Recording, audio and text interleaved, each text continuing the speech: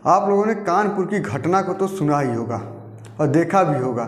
कानपुर की घटना एक ऐसी घटना जिसने पूरे मानवता को शर्मसार करके रख दिया है। देखिए, जो बाबा का बुलडोज़र है उसके वजह से 2 लोगों की जान चली गई है। वीडियो में भी आप देख रहे होंगे कि जो बाबा का बुलडोज़र है जब छज्जर गिराता है तो उस पर आग लग जाती है।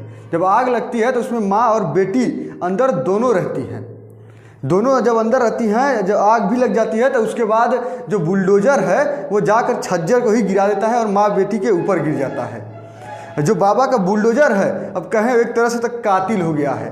2 लोगों की जान चली गई है उसमें, और उसकी कीमत क्या लगाई गई है? 10 लाख रुपए।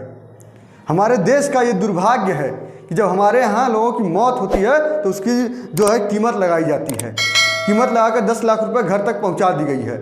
ये क्यों नहीं हुआ कि उसकी जान बचा ली गई? ऐसा क्यों हुआ कि उसकी जान चली गई? जान जाने से पहले भी बचा सकते थे। वहाँ पे जो मौजूद थे पुलिस वाले, SDM थे, वहाँ पे जो SHO थे वो लोग, लेकिन जब आग लगी है तो ये लोग बुलडोज़र चलाकर गिरा दे रहे हैं। जो ये बाबा का बुलडोज़र है ये सिर्फ गरीबों पर ही चल रहा है इस समय।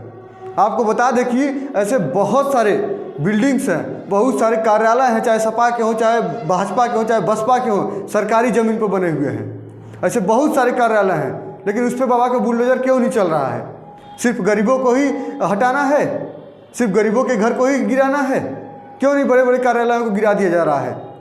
वहाँ के DM हैं नेहा जैन जी, उनके ऑर्डर पर बुलडोज़र लेकर ये लोग गए थे गिराने के लिए।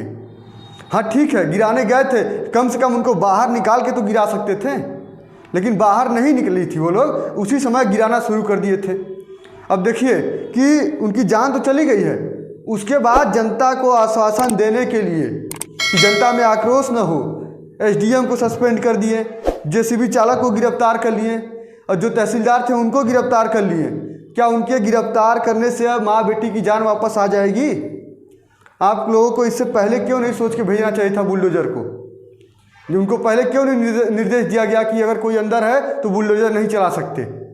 लेकिन नहीं, हमारे देश का यही दुर्भाग्य है कि हमारे देश में गरीबों की जान की कीमत नहीं होती है। अगर यही मामला नहीं उछला होता, नहीं मीडिया में सामने आया होता, तो उनको पैसे तो दूर है, पता भी नहीं चलता कि उनकी लाशें कहाँ चली गई। वीडियो में देखिए कि माँ बहन उसमें जल रही हैं और चिल्ला भी रही हैं, पुलिसकर्मी वहाँ दौड़ रहे हैं, भाग रहे हैं और ले जाकर के बुलडोज़र वाला उस पर सीधे बुलडोज़र चढ़ा दे रहा है, और जो कि छज्जा है पूरा जलता हुआ माँ बेटी के ऊपर जल जा रहा है। जो हमारे नेता हैं ना, नेता लोग सिर्फ चुनाव के समय में ही ऐसे घूमते नजर आते हैं, सिर्फ गरीबों के घर पर जाके खाना खाएंगे, रोटी खाएंगे और वीडियो डाल के दिखा देंगे। अब माँ बेटी के साथ इस तरह का घटना हुआ है, कौन नेता जा रहा है वहाँ पे? लाद दिया गया था।